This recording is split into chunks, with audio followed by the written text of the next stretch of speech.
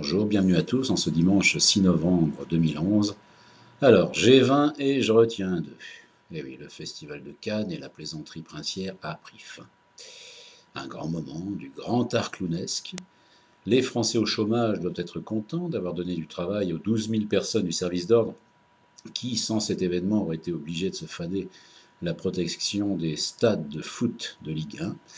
C'est quand même plus bandant de se retrouver à proximité des riches qui sentent meilleurs que les pauvres. Enfin, on parle des pauvres ou des beaufs en instance de chômage qui remplissent les stades. Même la météo est du côté des riches puisque les inondations de la région n'ont pas pu submerger les bouffons, employés les argentiers et banques multinationales. Mais alors, pourquoi tant de sarcasme et de haine, monsieur Rocher, diront les spectateurs, apolitiques de droite cannois, agitateurs de petits drapeaux bleu-blanc-rouge?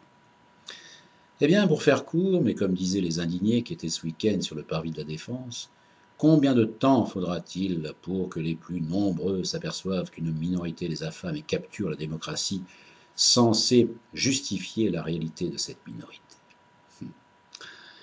La force est entre les mains du plus grand nombre. Il suffit de leur dire, peut-être pour qu'ils réagissent.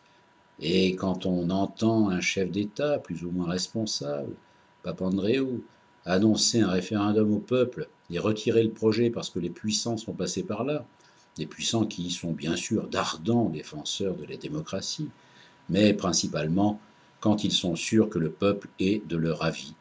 Alors quand on entend ça, comment rester calme et serein? L'imagination au pouvoir, pas trop leur truc.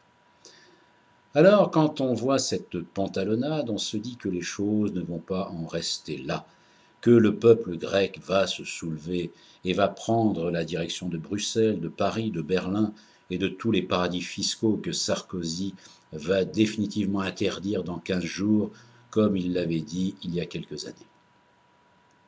Mais rien n'empêche les cons de croire aux conneries. C'est d'ailleurs comme ça qu'on les reconnaît. Le mépris pour le peuple n'a d'égal que l'incompétence de ceux qui nous ont plongés dans la crise. Ce n'est pas un homme, c'est un système, une suite de fuites en avant qui entraîne une déconnexion naturelle de la réalité. Alors on préfère jouer au symbole, avec les grandes phrases qui vont avec, passant de l'espoir à l'alarmisme selon les saisons, selon les proximités électorales. C'est petit, assez pitoyable, mais le cynisme est de règle pour bâtir une carrière politique. Alors, puisque les autres le font, pourquoi pas moi, hein, du con? Et le cynisme est tel qu'il n'y a plus de raison de reculer devant les parades théâtrales d'un goût douteux, telle la mascarade du JT à laquelle s'est prêté Obama à Cannes face aux deux attachés de presse de l'Élysée, Ferrari et Pujadas.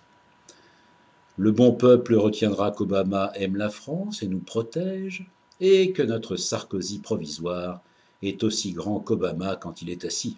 Si, vous regarderez et vérifierez. Et que notre Sarkozy provisoire, s'il n'est peut-être plus le roi des Français, est quand même un des rois de ce monde. Un des moteurs de l'Europe, même si ce moteur a tendance à nous polluer de plus en plus. Alors G20 et je retiens deux, les deux plus mauvais élèves, la Grèce et sa dette à 140% du PIB, et l'Italie et ses 120% du PIB. La France peut bien sûr donner des leçons de gestion puisqu'on en est encore en dessous de 90%. Mais pour conclure, à tous les canois honnêtes et apolitiques de gauche, qui ont subi le G20 sans être sélectionnés pour faire la claque devant les délégations, et qui, tout en vivant à côté des mafieux russes proliférant sur la côte d'Azur, mais qui ne veulent pas racheter la dette française, continuent à payer, continuent à payer des impôts pour les grands shows médiatiques planétaires, je dirais. Et encore, bravo.